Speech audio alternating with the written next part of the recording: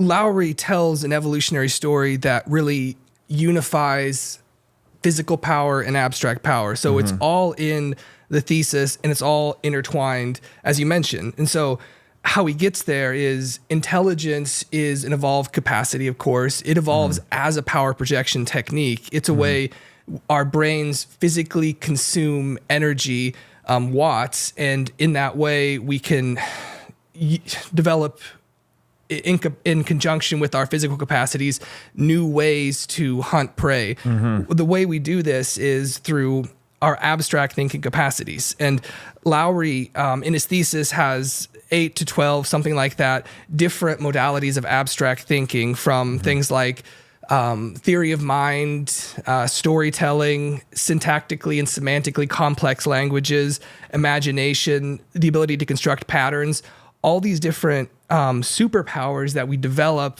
by virtue of an evolving intelligence give us this really incredible power to think abstractly, which is a power projection technique. Through abstract thinking, we can run simulations in our mind and kind of envision how we might hunt a mammoth without going out and dying doing it. And then we can use our semantically and syntactically complex language to tell other people how to do that in coordination with us, that we thought of this way to hunt the mammoth, and then we can go do that together, coordinate, and that makes us the apex predator, this ability to think abstractly.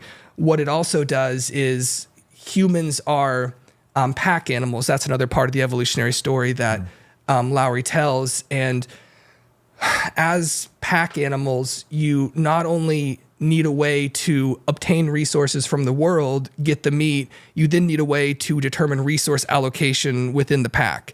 And so this gets us to physical power-based hierarchies versus abstract power-based hierarchies. Humans develop the ability to create hierarchical relations in the pack based on abstract notions, beliefs, whereas other animals have to do it through pure physical power projection. The wolf has to grapple to determine which one is going to get the choicest cut, the first bite or whatever.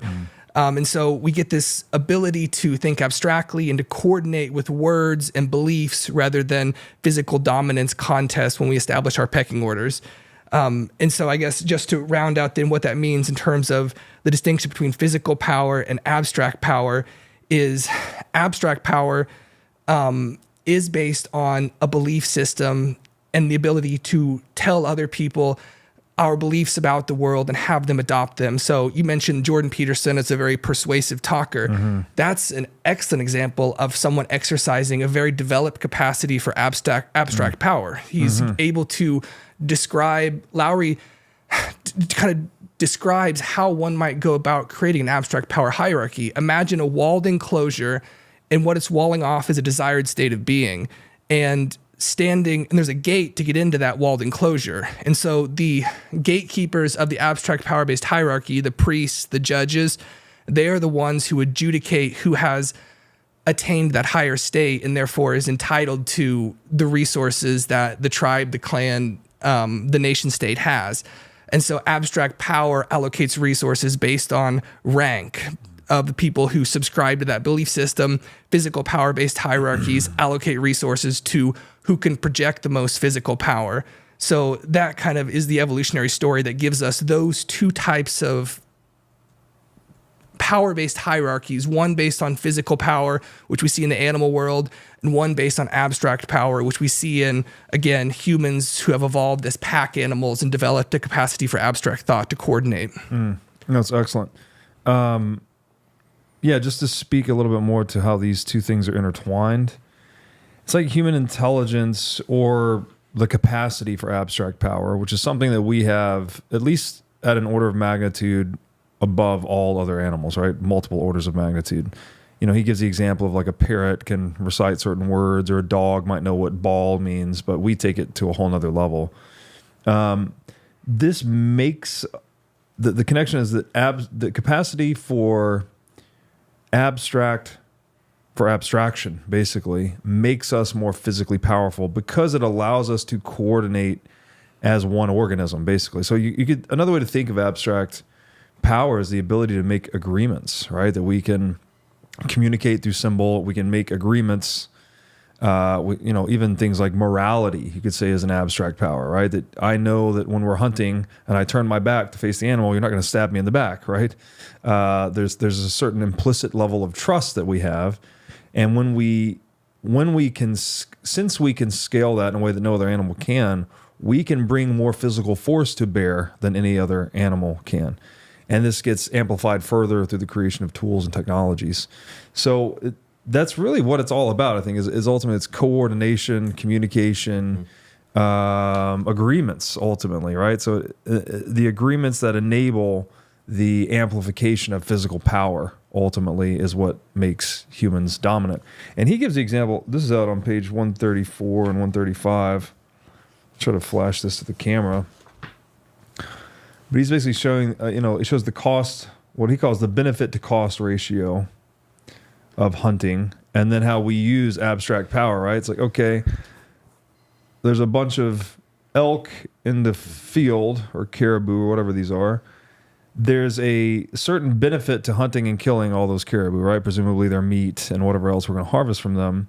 But there's also a big cost because they're dispersed in a field, and, well, they're big ass animals and they can hurt you, right? However, if we use our capacity for abstract thinking, running simulations, as you said, and we agree to, funnel them all into this canyon where they're very tightly coupled, and then presumably we have a gravitational advantage by standing above them. We can throw spears down on them or drop rocks on them or whatever it may be. We can now kill that same amount of caribou in a much more energy efficient manner. So we can project physical power in a more fortuitous situation or more advantageous situation by using abstract power to get them into that canyon, versus just trying to take them down with brute force out in the field. And so this is, I think it's a very simple example, but that's basically the name of the game, right? Okay, where would we go from there? Let's see here. Can I drop in on that? Yeah, please. So I love talking about this theory of mind, because what it introduces to us is a very rational explanation for what we see in military veterans, which is a high level of post-traumatic stress disorder. If I am capable of envisioning, feeling, imagining, predicting your suffering, I have an advantage, because then I can strategize to that. However, as you noted when you were talking, the organization, we're going to, there's a cost to doing, there's a cost to everything. And that cost is that huge degree of empathy, that huge suffering that you do feel what you're killing. That brings us again back to this spiritual, philosophical side of it, of where you are overcoming your own desire to remain unaffected by emotion, in order to do the thing that must be done. And the other comment I wanted to make was the cooperation as we organize and we create the abstract power-based hierarchies so that we can cooperate, so that we can move forward. One of the first things that you learn in like a structures engineering class is that this 2x4 can hold 10 pounds, this 2x4 can hold 10 pounds. We put them together, they can hold 30, right? Cooperation is not linear. It is exponential. Yeah. And so there are these gains to it where the more that we do abide by these hierarchical rules, the more we are able to accomplish. However, the cost of that, we're able to, as a group, inflict our power on that around us. But the cost is that we must always ascribe to the idea of intra-competition, of continually reassessing who is the best and the most fit to lead, because you can imagine a situation where you have two packs, and let's just say they're both led by a guy named Joe.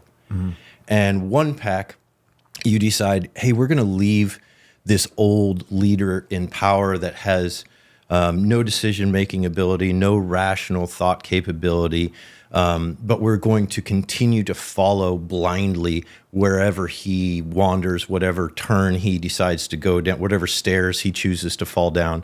And then you've got another pack led by a guy named Joe who is going to say, well, what we're going to do is we're going to have a competition here. whoever kicks whoever's ass gets to be in charge, and then everybody else falls in line. And every week we're going to do that again. And so we're sitting in this world now where we've got the Joe Biden pack lost to the Joe Rogan pack, right? And it's because one of them recognized that in order to maintain the abstract power-based hierarchy, you have to inflict power, that you have to organize abstraction based on power, or else it becomes fragile. In Taleb's words, you sacrifice resilience in order to subdue volatility. Yeah. And then that, your house crumbles. There's a reconciliation that has to occur, right? Like we can start coordinating with one another through our imaginations or through our agreements. But if that coordination or organization that we create is not reconciled to the reality of, is this the best physical power projection technique or organization, basically, right? A hierarchy of who should be on top, who should lead, who should do this, who should specialize in what domains. If we're not checking that against the actual demands of the physical power projection game frequently, then we're going to get disconnected from reality, basically. Yep. And this kind of goes where what I wanted to ask next is, like, how does Bitcoin fit into this picture? We've elaborated on physical power projection. We've elaborated on abstract power. What is Bitcoin? Bitcoin is this interesting thing that's kind of between the two. Obviously, it's secured. The integrity of its supply is secured by physical power projection through proof of work mining. But it's also this abstraction. It's just an idea. We're all kind of agreeing to it through our own incentives. How do we fit Bitcoin into the confluence of physical versus abstract or political power? Yeah. So this is Lowery's, one of the really intuitive leaps in his thesis. One of the dot connecting things that's an aha moment is, in the past, we've used physical power projection in order to, the animals use it to determine who gets the resources amongst themselves. And as you mentioned, humans use it whenever an abstract power-based hierarchy becomes too oppressive, it gets overthrown in a war, a bloody war. And whenever an abstract power-based hierarchy leads to, as you mentioned, the Joe Biden character leading the people astray, becomes non-meritocratic, and the weak take hold, people self-domesticate, it becomes weak. That abstract power-based hierarchy is invaded from outside and then devoured by the Mongols or whoever comes in, some stronger force that sees that bounty waiting. And so in the past, war has served a function to discipline and break up bad abstract power-based hierarchies. We now have a new form of abstract power-based hierarchy, Lowery says, which is software. And so we have these large transnational conglomerates or whatever, like Facebook, Google. We have our financial resources, most of our health data, banking, our artistic productions. These are all now digital resources in cyberspace, and they're controlled by who controls the software. And these are abstractions. And so the intuitive leap is, how do we do a power projection competition, a war in cyberspace? You can't do it with mass, so maybe you can do it with energy. And so Bitcoin as power projection is non-kinetic charges moving across resistors, a energy-based competition, but that doesn't leave bodies on the ground. You don't have tanks rolling, you don't have bombs dropping.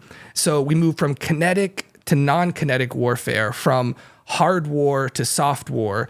With Bitcoin, we now have a protocol where we can still have a dominance competition based on the expenditure of real world energy, but it doesn't involve mass. It just involves charges moving across a resistor. Yeah. So it's a real world thing. It's not abstract in any relevant sense. The proof of work aspect of the Bitcoin protocol ties Bitcoin to the real world and uses real world energy to make computer bits provably costly in a way that is the use of power projection into cyberspace.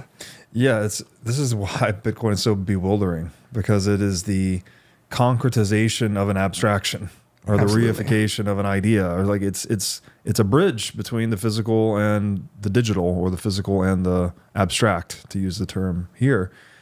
I don't think we have anything else like that, so far as I know. I mean, I can't think of anything comparable whatsoever, right? I mean, obviously, cyberspace has a physical footprint in terms of there being servers and whatnot providing these abstractions or simulations to us, delivering it to us on monitors, but it's not being secured, right? It can be hijacked by, well, really anyone, basically anyone that can control the money printer or control physical power. But Bitcoin is something different. It's a piece of data that can't be manipulated in that way because it is concretized through proof of work, power projection, basically. And I think, yeah, that's probably, we're like somewhere near the point where this is why Bitcoin is such a big idea and why it's so hard to get your head around it, because, well, there's just never been anything like it. So therefore you get people like Jason creating an entire novel thesis to try and describe it. So yeah, it's a lot. And there's at one point, I think in the same video we were watching earlier, where he's talking about computer developers constantly taking this march towards more and more efficient computing power, efficient computing rather, as if logic itself could be used to secure itself against the threat of physical power. But the reality is you almost need the opposite, right? You need something that's very computationally expensive so that it can't be, you have to actually, this is what the 51% attack is in Bitcoin, right? Like the only known threat to Bitcoin is the 51% attack, which means you have to summon 51% of the computing power that is already securing the network to then hijack the network. And even if you did that, there's still incentives in place that would make you act honestly. That was a real threat early on with Bitcoin, but at this point, it's the most vast and secure computing network in the history of the human race. To even bring that much energy to bear would take years of production. And then obviously, if you start producing those energy resources, you're triggering others to start bringing more resources to bear as well. So there's this game theory aspect that seemingly makes Bitcoin undisruptable, even by its own known threat vector of the 51% attack. The uniqueness of Bitcoin makes it so hard to grasp. To put it in terms, if you hear Elon Musk explain first principles, he talks about in order to understand first principles, you have to first understand what is the opposite of that, and that's reason by analogy. And reason by analogy simply says, I understand this thing because I can liken it to this other thing that I'm familiar with. What you're missing in all of that is you don't understand the first thing. You're just familiar with it, right? And so you don't have truth. Right. You're simply perpetuating whatever biasy, lie, impression that comes from that first thing. And to think about things from first principles, it's not as fun, because you can't say, oh, this is like a breadbasket, this is like a monster truck, this is like, it just, you can't do that. You have to really break it down into like what Elon did. He's like, hey, I want to build a rocket. I can't get anybody to sell me a rocket. What's a rocket made of? Yeah. This, and this. Okay, what's the cost of this, and this? Well, it turns out it's like 1/1000th the cost of buying one. Well, I'll bake my own, right? I'll put that in the oven and make it. One of the quotes from Lowery that I drew out, as history has shown time and time again, all it takes is one engineer to subvert the authority of an entire military institution and undermine its combined expertise. And so let's just replace.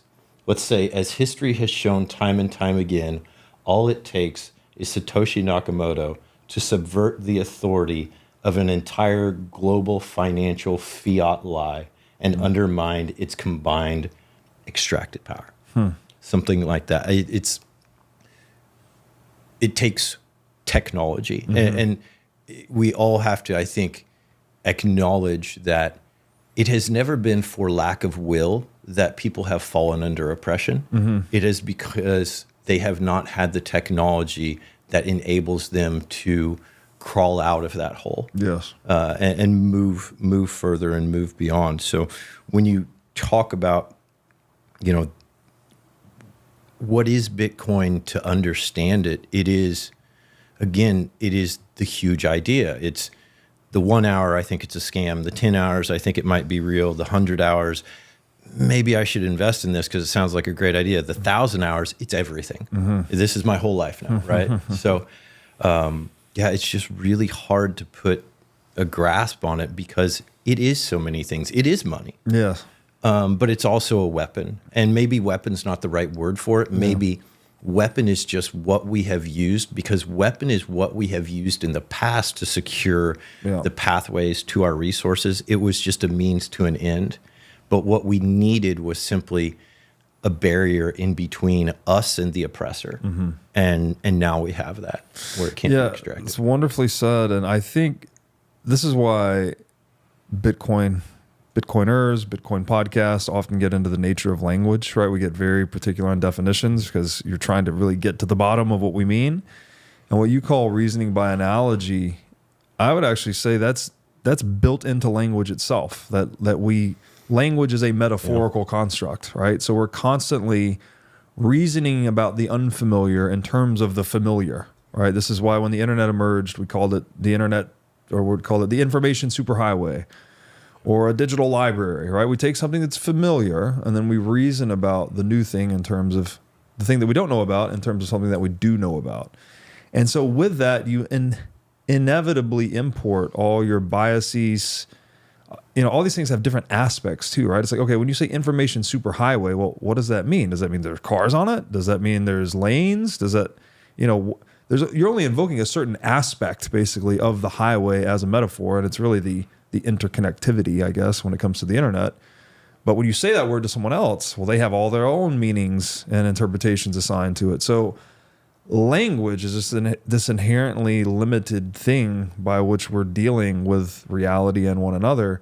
And it seems to me that, again, people often people just don't understand that. Like there seems to be a large cohort of people that think you can just speak truth or speak untruth. I mean, obviously you can speak untruth. It's much more difficult to speak truth though, because maybe mathematics, I think one of the only true things you can actually say, this is a whole nother can of worms, but this will be in the book that I'm going to release at some point. But I think Mises figured it out, where he said the only true thing you can say is that man must act, which means man must use means to pursue ends. And the reason it's the only true thing you can say is because when I say man must act, I'm using the means of words to pursue the end of communication.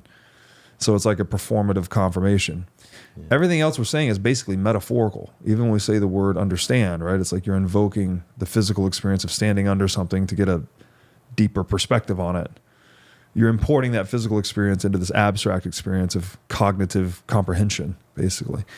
And so, we need, and then the other way to maybe flip all that around is like, Bitcoin is this really complicated thing between abstract and physical power, but it's also the ultimate implementation of this ancient idea of just private property, right? It's like, how do you sort disputes over scarce resources? What's the optimal institution for that?